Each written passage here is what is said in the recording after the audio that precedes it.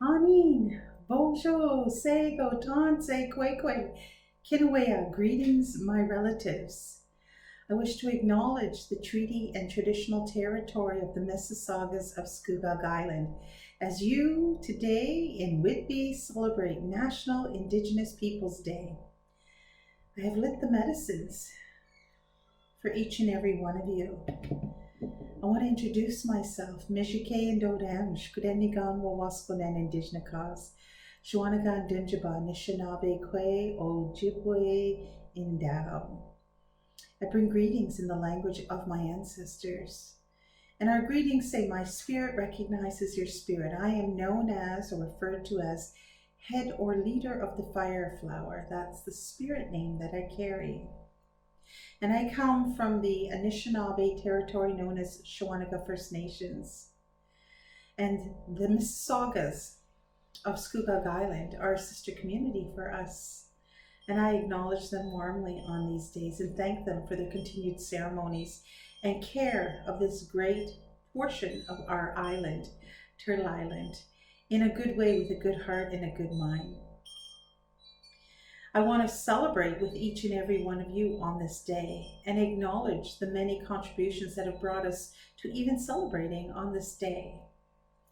You know, the first National Indigenous Peoples Day was announced in 1996 and supported by many, many nations who really wanted to see a national day of celebrations.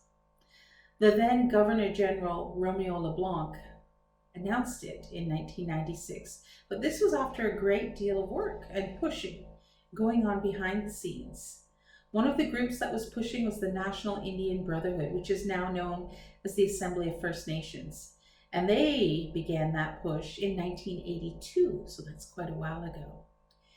In 1995, it was taken up again by the great Elijah Harper, who asked for this day to happen, who encouraged Canadians to embrace this celebration with us. And of course, it was also mentioned in the Royal Commission on Aboriginal Peoples, which is an outstanding document that outlines our history, our historic contributions, our challenges, and what we'd like to see happen with Canadians at large. All of you are treaty partners, and if you didn't know that, research it, learn about it. You are on Williams Treaty lands as you live, work, and play in the town of Whitby. I have always spent time in the Durham region in many capacities. Some people call me Grandmother Kim. Some people call me friend, sister, daughter, mother, grandmother. And it's an honor to hold all of those titles, but it's an even greater honor to invite you into our way of knowing, to embrace our worlds and our way of life. We have always had ceremonies, cultural practices, distinct languages, names for ourselves that are distinctly different for what most Canadians are even vaguely aware of. Today, we're categorized into three groups: First Nations, Métis, and Inuit people. And that's what the government calls us. We are governed by an act known as the Indian Act, a very, very colonial and racist piece of legislation that only applies to us. It infringes on our inherent rights and freedoms in lots of different ways. And so the United Nations Declaration on the Rights of Indigenous People pushes back on some of that and asks for our inherent rights to be honored. On this day, we celebrate those rights, indeed every day of the year. And those are part of our treaty agreements and understandings as well. On this great island that has been renamed Kanata, or Canada, we celebrate this day and the many contributions of outstanding members of our communities across this vast and very diverse country.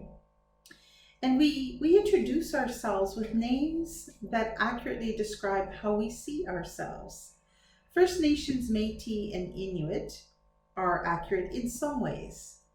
Métis nations are inhabitants of the Red River District in Manitoba and can trace their ancestry there. They have unique cultures, languages, ceremonies, and a unique relationship to those territories and those lands. But today they're spread across the country.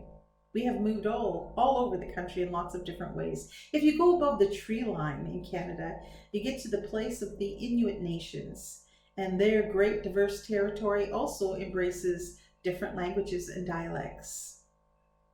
And then we get to First Nations people who are from the eastern shores of Canada all the way across to the western shores, right down to the border. And indeed, our relatives are on the other side of the border and all the way up to the tree line.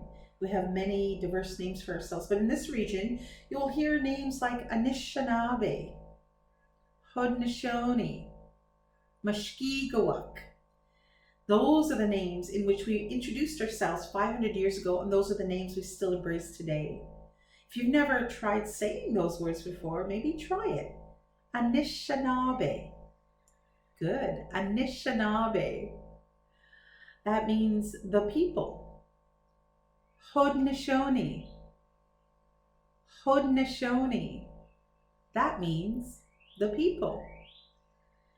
Mushkegowuk. Mushkegowuk. That means the people.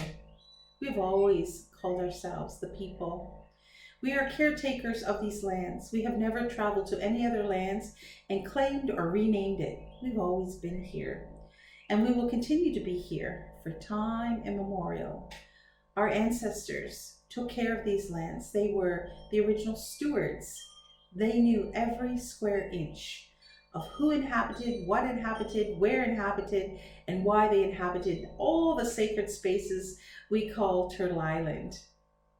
They did their best to be in right relationship, to live a life of balance and harmony with all the beings who are here to support us, who sacrifice for us, who teach us and take care of us.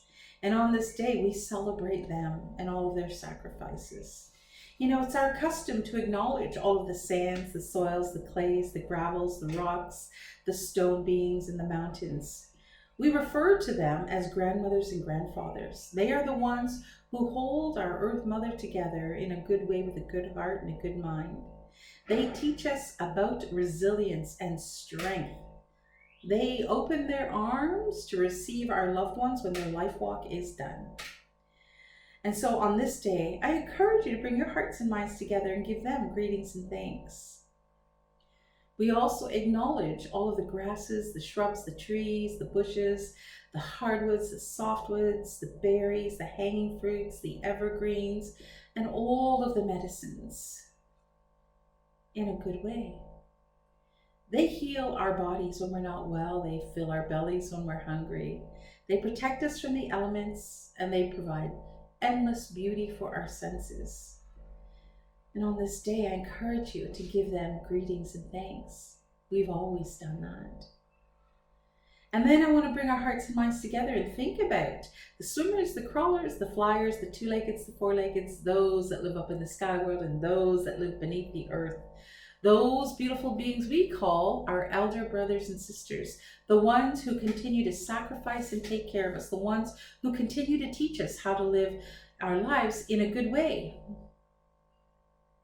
And on this day, I encourage you, to remember them, to honor them, and to give them greetings and thanks.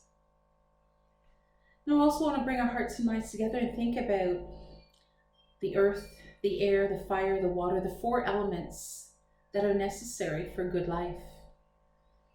The wisdom of our elders remind us of these teachings, and we continue to practice our ceremonies and celebrate the gifts that come with each one of those beautiful sacred elements. They are great teachers as well, and they are necessary in our lives no matter where we live on the planet. So we give them greetings and thanks. I also want to acknowledge the human race and the great diversity of who we are. Today we can travel most places on the earth in lots of different ways and learn from each other. We can learn about our distinctness, but we can also learn about our similarities.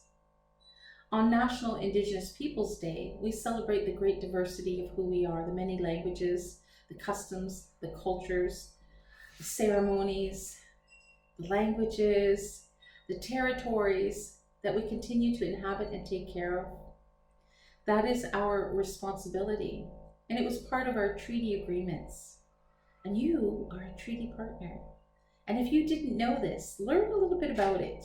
What does that mean? Partnership means there are two sides of the relationship, and each side has a responsibility. Learn what yours is. We've never deviated from ours. It will help us to move along that path known as reconciliation. On the heels of the Truth and Reconciliation Report, we are tasked with 94 calls to action to create a space that is universally welcoming and inclusive, that shares the lands, the resources, the livelihood of all of us in good ways with good hearts and good minds. So I encourage you to remember that. You know, I honor the resilience, strength, and wisdom and lives, the sacrifices of our ancestors.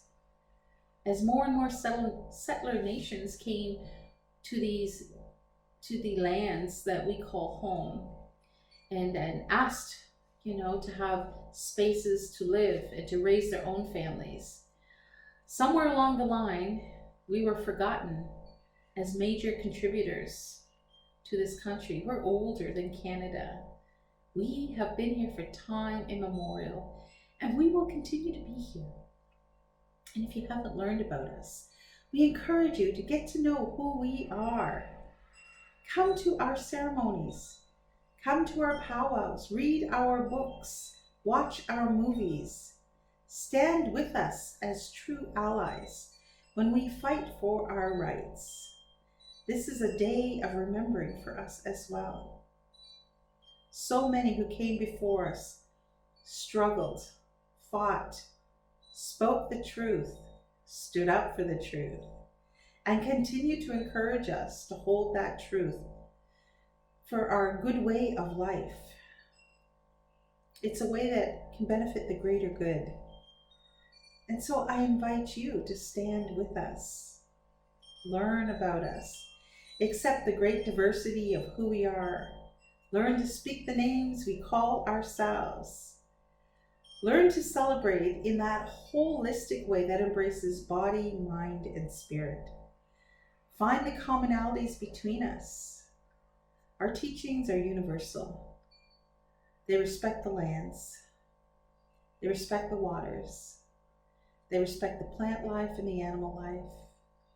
They respect all human beings. They respect the past, the present, and they honor the future. This is our day. This is our great day for celebration.